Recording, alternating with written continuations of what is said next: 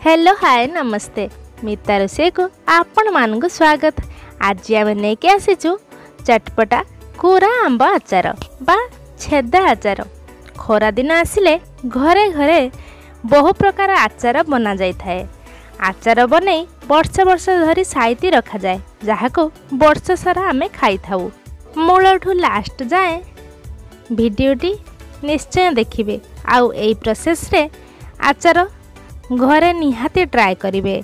जदि आपनकु एई भिडियोटी भल लागे ताहले मो चैनल को लाइक शेयर सब्सक्राइब निहाती करिवे।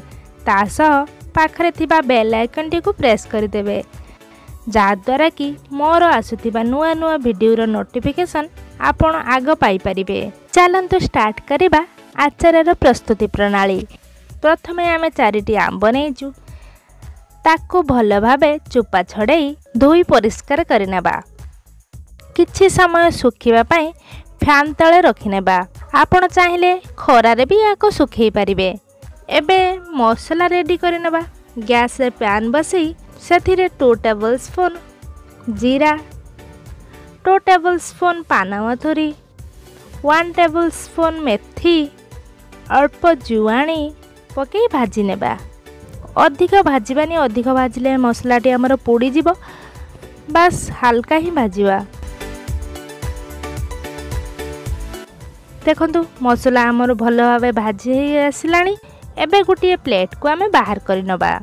एबे आमे अल्प धला सोरिष पकई मिक्स करि नबा।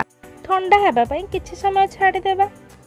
एपटे आमे देखिबा आंब गुडी को आमर भल भावे सुखी गलानी। प्लेट गुटे आनिबा आउ सेथिरे गोटे ग्रेटर साहाय्य रे आंब को सब ग्रेट करि नबा। छोट छोट करी ग्रेट करिया नहीं, एमिति ही रखिबा दरकार। एमिति रखिबा द्वारा आचार खाइला बेले बहुत टेस्टी लागि थाए।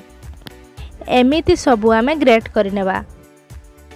देखंतु केते सुंदर भाबे हमर ग्रेट होईची। एबे चलंतु मसला हमर ठंडा होई आसलानी। मसला को आमे ग्राइंडर जार दे ग्राइंडिंग करिनेबा।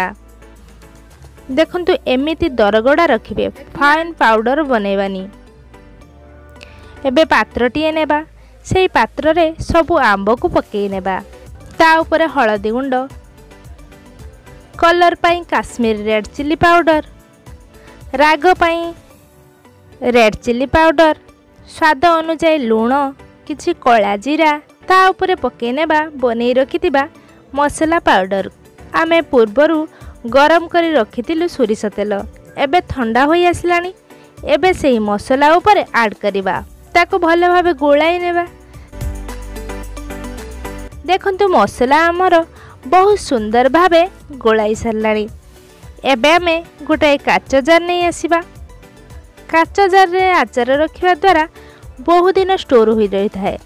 आपण माने काच जार ही नेबे। आचार स्टोर करबा पई जो भी जगह आपण नियंतु, काच जार हेउ बा प्लास्टिक, आपण ताको भल भावे धोई परिष्कार करी गोटे खरारे सुखाई नेबे। ता द्वारा ता भितरे थिबा पानी गुडी भल भावे सुखी जिवो। आ हमर आचार बेसी दिन स्टोर ही रहिबारे हेल्पफुल हबो।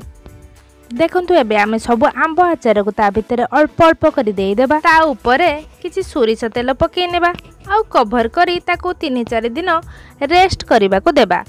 3-4 दिन परे आचारटी को खरारे बसई नेबा। 2-3 खरा देबा परे हमर आचारटी बेसी दिन स्टोर ही रही थाए। खाइबा उपयोगी हेबा पई याको 15 दिन समय लागिबो। 15 दिन परे केते सुंदर भावरे देखंतु हमर प्रस्तुत हो जायछि कोरा आंब आचार। आचार को आपण बाहर करी खाई परिबे। एमिति प्रोसेस रे आचार घरे निहाती ट्राए करंतु। आउ केमिति लागिला कमेंट रे निश्चय जणांतु। जदि भल लागे मो चैनल को सब्सक्राइब करिवे। पुणी देखा हबो एक नुआ रेसिपी सहित। से पर्यंत रहिली, नमस्कार।